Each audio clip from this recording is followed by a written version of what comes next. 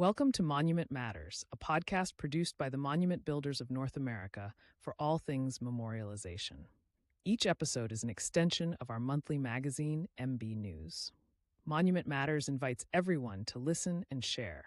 You'll find all of the episodes on Apple, Spotify, and YouTube. Hello, and welcome to Season 2, Episode 4 of MBNA's Monument Matters, a podcast produced by the Monument Builders of North America for all things memorialization. I'm your host, Mike Johns, CM AICA, from the Johns Carabelli Company, Cimarano Monuments and Flowers in beautiful Cleveland, Ohio. I'm also a past president of Monument Builders of North America.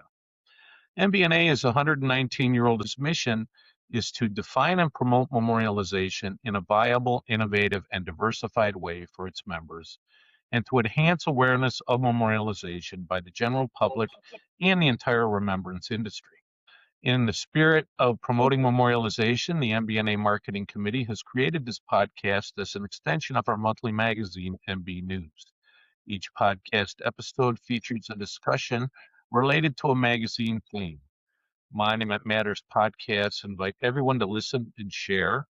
You'll find all of the episodes of our first 2 seasons on Apple, Spotify, and YouTube.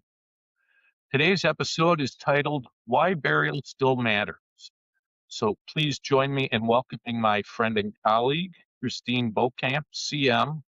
Cristine is the Director of Marketing and Business Development at Hatton Monument Group in Grand Rapids. She's also the president of WIND MBNA and chair of the MB News Editorial Advisory Board. Cristine, hello and welcome to our podcast. Hi, thanks for having me. It's a pleasure. Always good to talk to you. So in our last episode, sounds like a serial, right? In the March issue of MB News, Dr. Tanya Marsh shared research showing that while cremation rates continue to rise, many consumers still rank burial among their top preferences. Who knew? That raises an important question for monument builders. If burial still matters to families, how do we present it in a way that resonates today? Cristine? Yeah.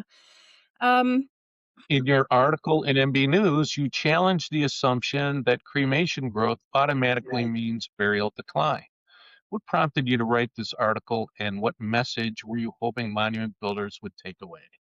Well, it's something that's been stirring in me for quite a while, actually. So I've done quite a bit of work over the last 8 years directly with cemeteries, helping them understand the memorial side of cremation burial, things like changing size restrictions and accommodating for, larger monuments, personal, columbarium, things like that. And of course, regular columbariums, they've become very popular. So anyway, more recently, was having conversation with cemeteries who were very excited to add big columbarium, and it was all about the space saving aspect and about the sort of maintenance aspect. And I mean, I've been pushing back a little bit and trying to challenge them to think about maybe what their community actually wants. I challenged one to actually take a survey, and they did that, and what they found was that people actually didn't want a columbarium, they wanted green burial, and they were pretty surprised. So I think just that challenge has prompted me to write something, because there's a big span between those two things, There between sure is. cremation and green burial. And monument builders kind of sit right in the middle of that, you know? How so? Well, I mean, because with cremation, the majority of cemeteries want to put in columbarium. We're not building monuments. And for those with green burial, there are a lot of restrictions on what kind of marker can be, or if any, can be placed on a green burial grave. It's more of a prairie-like situation. And Okay. so that's been my experience. So to me, it has felt like we're kind of cut out of the conversation. So anyway, that's kind of what prompted me on this. And I guess what I hope monument builders take away from this is just that our voice actually does matter. It's just that nobody's asking us, which means that we kind of collectively have to insert ourselves into this. But I think we can do that within the cemetery situations and in the public. Yeah, I think you're right. And I think it's incumbent on us to actually do just that. people don't know what they don't know. I'm rolling in my head some more questions and how does that look for me and so on and so forth. Green burial is not really something on our radar yet in my market, although I'm sure it will be in the very short term, at least not in any appreciable way right now. So, for you, how much of that are you seeing at patent? Is burial disappearing altogether? What are you doing about memorialization when it comes to green burial at this point? Well, in my area in Michigan, we've always had a pretty high cremation rate, pretty low green burial rate. I have worked with cemeteries to develop stones. Again, you have to insert yourself into the conversation. Like when a cemetery tells me that they are thinking about adding a cremation or I mean a green burial or a forest burial area, I'm the one that has to step in and say, memorialization is still important. Here are the options. Here's something that looks very natural, and yet it is still durable granite, and there is still personalization, and you can still handle it with maybe a dolly, a hand cart, so that we don't have to drive equipment back there. So it's finding those ways. And as far as cremation, when I first experienced the surge of it around here, it was somewhere between like 2005 and 2008. Like it always existed, but there was this giant surge of it. And I'm not exactly sure why, but we did see a pretty big drop in monument sales. So burial felt like it was kind of disappearing. Then there was like this uptick in people realizing that you can't just hold on to ashes either. So then they were sort of like, that's not a long-term choice. What are we going to do with it? And so they wanted to bury as many ashes as possible in a single grave. So around here, we see regulations pretty average 2 to 4 ashes per grave. We have a couple of cemeteries that are up to 12. So then I would go into the cemeteries and say, "Hey, can we get some ordinance changes on size regulations?" And I realize, that these are municipal cemeteries, right? I can't lump all cemeteries together, obviously, but I'm in an area where I have a little bit of influence, luckily. So I would go in and we'd say we need bigger monuments, because otherwise there's no space.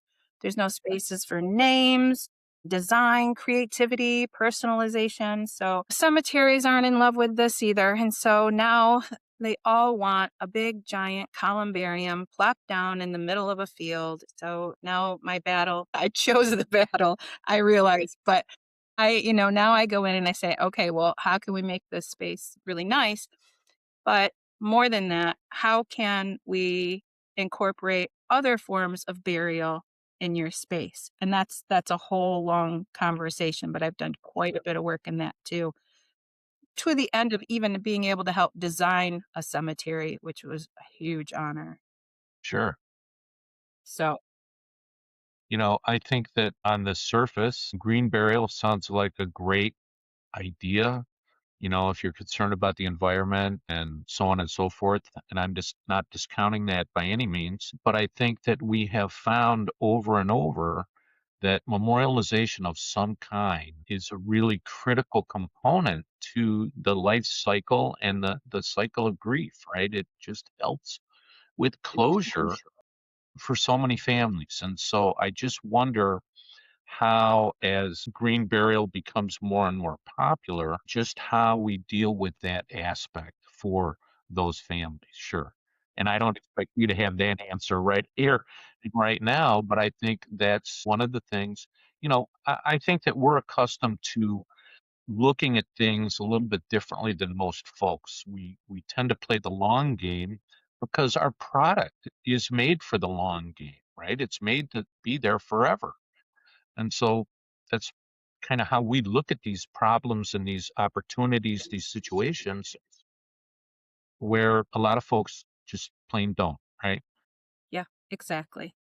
So I know you recently talked with other monument builders at MB University in Fort Worth. Anything that you've heard from other members on the topic?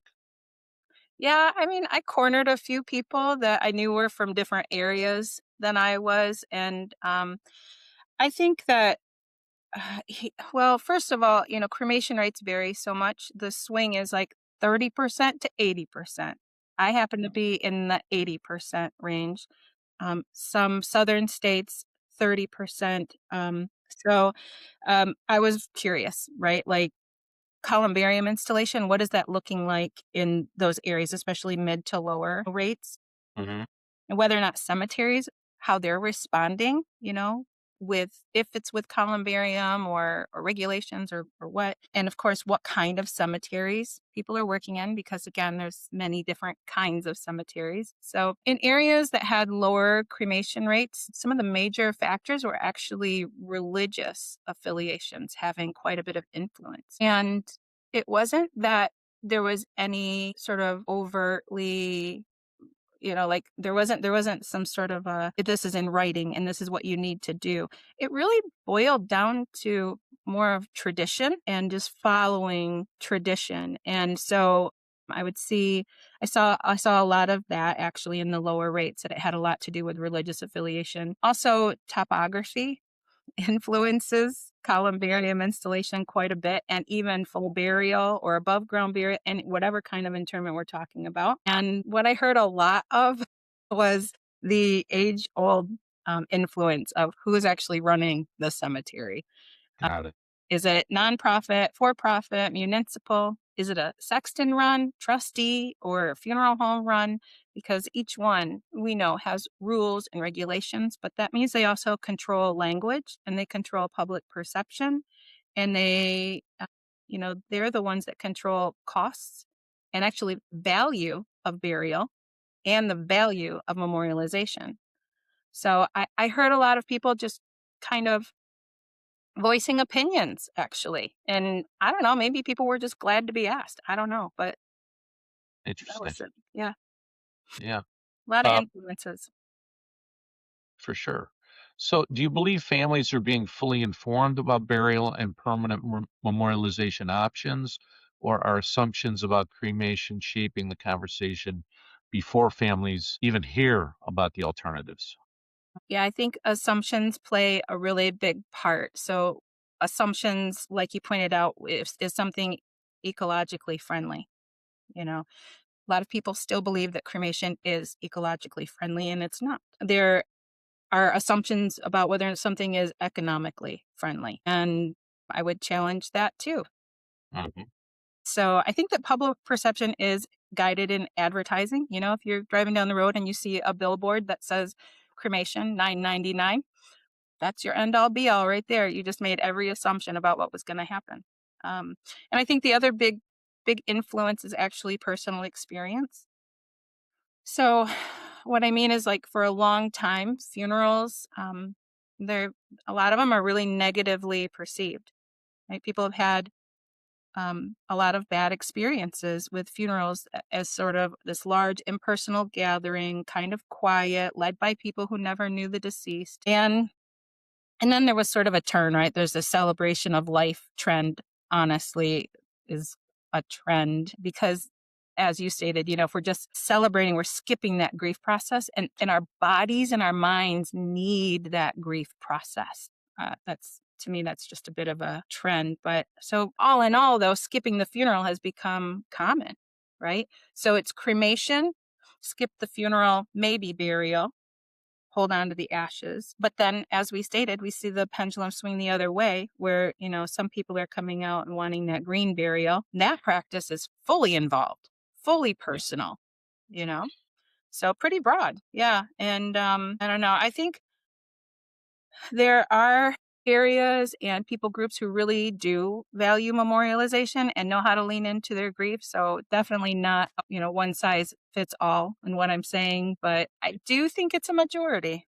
I do. So Interesting. yeah, I think that on some level, as a society, especially since COVID, we've been far less connected as a community.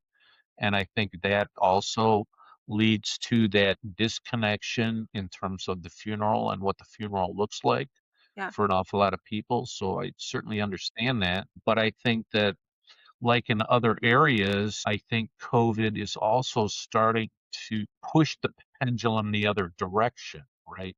People are saying, that was then, and I'm tired of living with those kind of circumstances. I need something more. I need more connection. I need more opportunities to give back. I need more opportunities to share and be part of something. So I think hopefully that's going to bring itself to change or at least reshape some of these trends that we've seen in a little bit more positive way for memorialization. Yeah, I agree. And I mean, also, we've got, a generation who just sort of says, scatter me, Hmm. because with with all of these confusing things, cremation, burial, green burial, and then factors like money, religious affiliations, all of that stuff, somebody has to balance out, what they want, what they believe in, how much money they spend. So overwhelming that the answers become, I don't want to be a burden to my family, right? Right. So now people are taking the least amount of effort, the least amount Mhm. of ritual, the least amount of money, and it's not meaningful. It's not meaningful. So, Right. I agree. I yeah. think that, I remember the days of just put me in a garbage bag and put me out to the curb. That was I just don't want to, it's too much. Right. And I think that in some ways, scattering has kind of taken the place of that idea, but still, and I don't mean to be diminishing the idea of scattering at all. That's not my intent there. It's just more of that's the replacement for I don't want to be a bother. I don't want to negatively impact my surroundings. So let's just make it quick and easy. Yeah. Yeah. I absolutely agree. I like what Dr. Marsh said on the last podcast, and that she said what people really want is flexibility. But because I don't think that the death care industry has done a really good job of defining options, that we are where we are. People are either choosing nothing or disappointed by what they choose, and it just keeps perpetuating the issue. Yeah. I think that you're right. I think that flexibility is probably really the root because if you put this in COVID terms, right, we had all of our freedoms taken away one way or another. And we were told this is how we're going to have to manage it. This is what you can do. This is what you can't do. And, that has caused a lot of difficulty for people. And now you're right. I think that manifests itself in I want options. I want choices. I don't want to be told what I have to do. Yeah. So again, you mentioned our last episode, which highlighted a surprising finding from Dr. Marsh's research that Gen Z respondents were more likely than any other generation to rank casket burial as their first choice. Does that surprise you? And how do you explain it? What are your thoughts? Yeah, it kind of did surprise me, but then I talked to somebody who was Gen Z, my own child, and she was not surprised at all. So I think what's actually going on here is that, Gen Z is not actually enjoying the big, wide world web as much as we think they are. I think that something that seemingly connects us all has somehow made us all just incredibly disconnected from actual relationships, and that they are feeling it. I think what they really want is a home, that they want stability and they want traditions. And like you said, I mean, we even saw it somewhat reflected during the surge of homesteading in millennials during COVID, right? That turn back to that feeling of home and safety and tradition and rituals. And we cannot ignore this, right?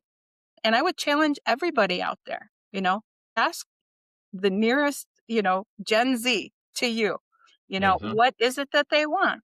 Go ahead and, do your own survey and ask people what they want, Yeah. It's super helpful to know how to advertise. And then if you have any millennials or Gen Zs working for you, are you listening to them? You Right. know, ask, Good ask point. and listen. Yeah. If you want to know the answer, you're not going to get it without asking the question for sure. Yeah. So many families who choose cremation, as we said, still want a permanent place to remember their loved one. So, how should monument builders be thinking about memorialization in a cremation world? Well, again, I feel like it's up to monument builders to better define memorialization. I love it when I hear a company use the word permanent memorialization. There's a part of me that gets pretty irritated when I hear like a paperweight or a necklace or something like that being lumped into the same category as a big, beautiful monument on a grave space. Uh-huh. It's quite irritating to me. So, I don't know, it makes me think about, like, the Victorian era, right? When mourning jewelry, wreaths made of hair, lockets, right? There were these mementos, but they also had a place to go. They had a space that was meant for mourning and remembering and connecting. And that's what I think monument builders can consider, that when, one, of course, we need to have that voice in that conversation, but Mhm. but to know that we can redefine memorialization, or we can define it better, just that, I don't know, or also not the last stop. I think that that's part of the problem too, Mike, is that there's been this disconnect between burial and cremation altogether. I know we're seeing a surge back to it, but oftentimes we're cut out, like I said before, making sure that we're separating memorialization from mementos, that we're using clear and straightforward language, no matter what our cremation rate is or any other factor. And importantly, I think that we all need to do it together. Yeah, I agree. I think that every life deserves to be memorialized, not just mementoized, as you indicated. Yes. And, it doesn't always have to be the biggest and the most expensive monument in the cemetery or the section, just a place to go and reflect. Some specific connecting point, I think, is the most critical thing when we talk about memorialization. It's not about how much you spend. It's about how well you're able to connect the past, the present, and the future. And you're right. I don't think a locket really cuts it. So, if monument builders want to protect and promote burial with meaningful memorialization, what practical steps should they be taking right now in their showrooms, in their communities, or in their market? Well, in my article, I mentioned that we can take a more proactive role by getting more involved in our communities. I told you a little bit about my involvement, and it's absolutely true. You can educate your local cemetery on creating more sections in a cemetery that aren't just in a columbarium, right? Maybe you've got that. Plus, you've got a section for full burial. Plus, you've got an area for green burial. Plus, some cremation plots. Plus, some areas, unusable areas, and you're putting cremorials on top of that. Helping them realize that bringing back the idea of a family plot would actually benefit them. If you have all of these types of burial available, you are inviting a family to stay together in a cemetery, right? And I think that people want that. And I think that if people were going to ask their community, that that's really what would show up. But they're not going to do that, right? It's good for us to go in and say, hey, this is what I'm seeing people talking about.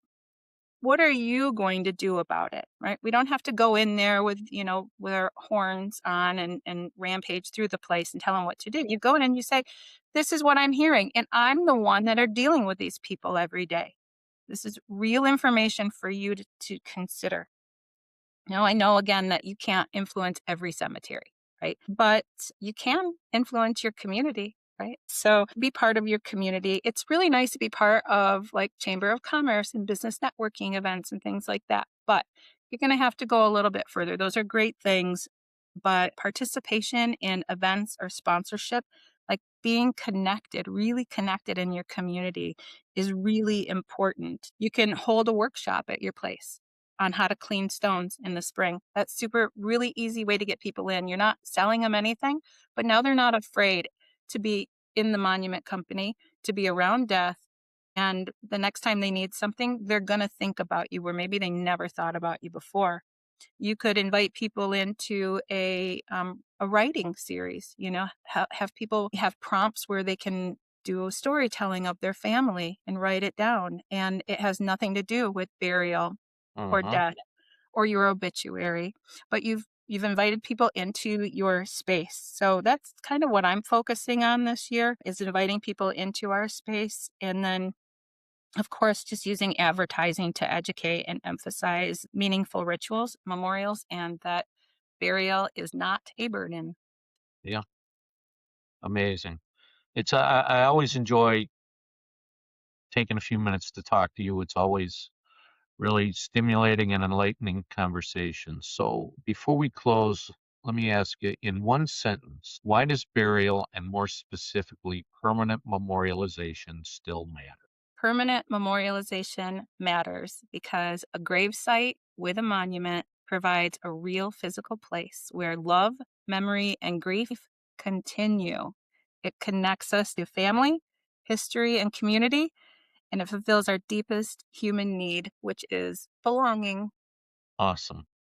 I think there was a lot of commas and semicolons in that one sentence, but One sentence is too hard, Mike. I think you did quite well, and I appreciate it. And I think that I would say, why does it matter? Because every life mattered, Your and life. every life needs to be reported on in Yeah. some way, for sure. All right, so I think that's about all the time we have for today.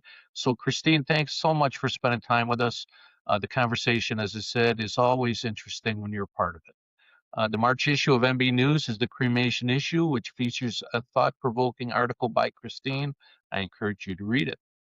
If you have a topic you'd like to have covered in a future podcast, please leave a comment. Thanks for listening to us today in our installment of Monument Matters. MBNA invites you to stay connected through Facebook and LinkedIn or visit us at www.monumentbuilders.org for upcoming events and webinars. For MBNA and Monument Matters, I'm Michael Johns. Thank you for taking time out of your day to listen. If you found this content worthwhile, please share the link with a friend.